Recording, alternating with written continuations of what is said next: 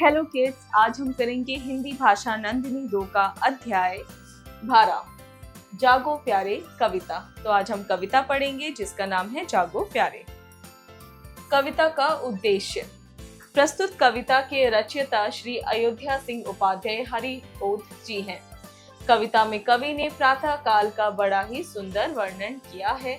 कविता के माध्यम से बताया गया है कि हमें प्रातः काल जल्दी उठना चाहिए। तो हम क्या पढ़ेंगे इस कविता में कि हमें प्रातः काल जल्दी आखिर क्यों उठना चाहिए। उठो लाल अब आंखें खोलो, पानी लाई हूँ मुंह धो लो। बीती रात कमल दल फूले, उनके ऊपर भौरे झूले। तो माँ अपने बेटे को उठाते हुए बोलती है कि बेटा उठ जाओ, अब आंखें खोलो और मैं तुम्हारे लिए पानी लाई हूँ और अपना तुम मुंह धो लो। और बीती रात यानी कि जो रात बीत गई है उस रात में क्या हो गया, उस रात में कमल दल खिल गया यानी कि कमल के फूल खिल गए और अब उन पे क्या हो रहा है, अब उन पे भंवरे झूला झूल रहे हैं। चिड़िया चहक उठी पेड़ों पर, बहने लगी हवा अति सुंदर। नभ में न्यारी लाली छाई, धरती ने प्यारी छवि पाई। सुबह सुबह का समय है, चिड़िया अब पेड़ों पर चहचहा रही हैं और हवा कैसी बह रही है, हवा बहुत ही सुंदर, बहुत ही मध्यम मध्यम बह रही है। नभ में न्यारी लाली छाई यानी कि आकाश में बहुत ही सुंदर लालिमा छा गई है। धरती ने प्यारी छवि पाई, जिस वजह से हमारी धरती कैसी लग रही है, बहुत ही प्यारी लग रही है। तो इसीलिए हमारी धरती ने प्यारी छवि पाई। भोर हुआ सूरज उग आया, जल में पड़ी सुनहरी छाया। ऐसा सुंदर समय न खो, मेरे प्यारे अब मत सो। सुबह हो गई है, सूरज उगाया है और जल में पड़ी सुनहरी छाया यानी सूरज की किरणें जल में पड़ गई हैं, जिस वजह से वो सुनहरी लग रही हैं।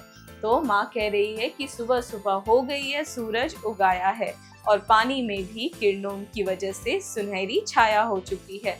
तो ऐसा सुंदर समय न खो यानी कि ये सुंदर सा दृश्य, ये सुंदर सी दुनिया जो इस वक्त दिख रही है, ये सब मत खो और अब मत सो यानी कि तुम देर तक मत सो, अब जल्दी से उठ जाओ।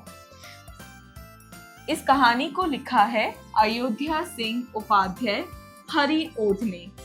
स्मरणीय शब्दावली। प्रातः काल, सुबह का समय, मॉर्निंग। लाल, पुत्र, सन। कमल दल, कमल की पंखुड़ियां। पेटल्स, चहकना, पक्षियों की चहचहाहट, चिर्पिंग ऑफ बर्ड्स। पेड़, वृक्ष, ट्री। नभ, आकाश, द स्काई। न्यारी, अनोखी, वंडर। धरती, पृथ्वी, द अर्थ। छवि, सुंदरता, ब्यूटी। भोर, सवेरा, मॉर्निंग। जल, पानी, वाटर। छाया, परछाई, शैडो। अब करने की बारी मौखिक। इन प्रश्नों के मौखिक उत्तर दीजिए यानी हमें बोलकर उत्तर देने हैं। 1. कविता में किस समय का वर्णन किया गया है? कविता में सुबह के समय का वर्णन किया गया है। 2. कविता में कौन किसे जगा रहा है? कविता में माँ अपने बेटे को जगा रही है।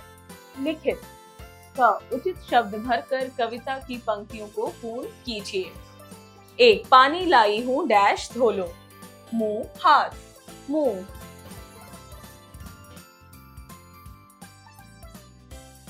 2. डैश चहक उठी पेड़ों पर, जानवर, चिड़िया, चिड़िया।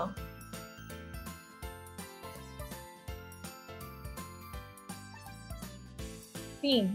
नभ में न्यारी डैश छाई, काली, लाली, लाली। 4. भोर हुआ डैश उग आया, चांद, सूरज, सूरज। 5. मेरे प्यारे अब मत डैश, सो, रो, सो।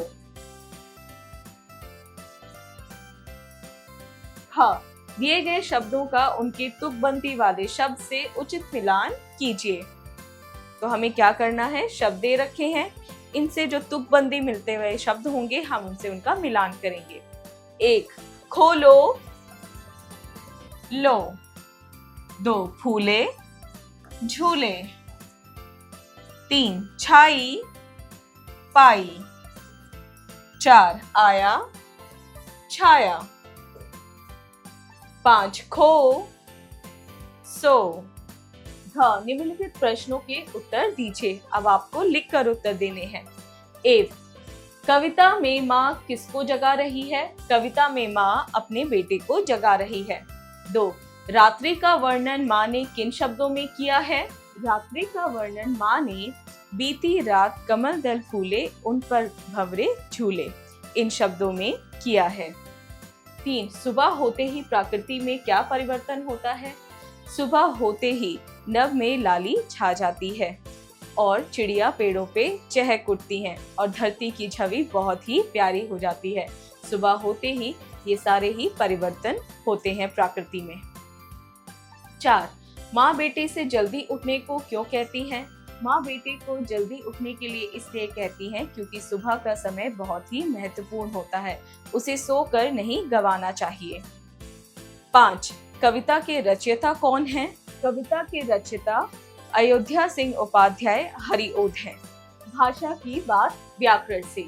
हिंदी भाषा में हम कई बार एक शब्द का प्रयोग एक से अधिक अर्थ के लिए करते हैं, जैसे सोना का अर्थ निद्रा व स्वर्ण है। इस प्रकार के शब्दों को अनेकार्थी शब्द कहते हैं। प्रस्तुत कविता में भी कुछ अनेकार्थी शब्दों का प्रयोग हुआ है। इनमें से कुछ शब्द नीचे दिए गए हैं। क्या तुम इनके अनेक अर्थ बता सकते हो? तो बच्चों, अनेकार्थी शब्द कौन से होते हैं? जब किसी एक ही शब्द के अनेक अर्थ निकलते हों, जैसे कि सोना। सोना हम सोने को भी कहते हैं यानी नींद लेने को भी कहते हैं, और स्वर्ण यानी गोल्ड को भी हम सोना कहते हैं, यानी कि एक ही वर्ड के दो अलग मीनिंग है। तो जब एक ही वर्ड के दो अलग मीनिंग होते हैं तो उसे हम अनेकार्थी शब्द कहते हैं। तो हमें कविता में से 2 शब्द दिए गए हैं, इनके हमें अनेकार्थी शब्द बताने हैं, जैसे लाल, बेटा,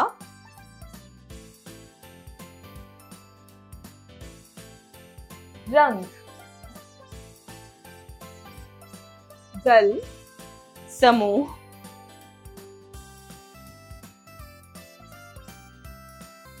सेना।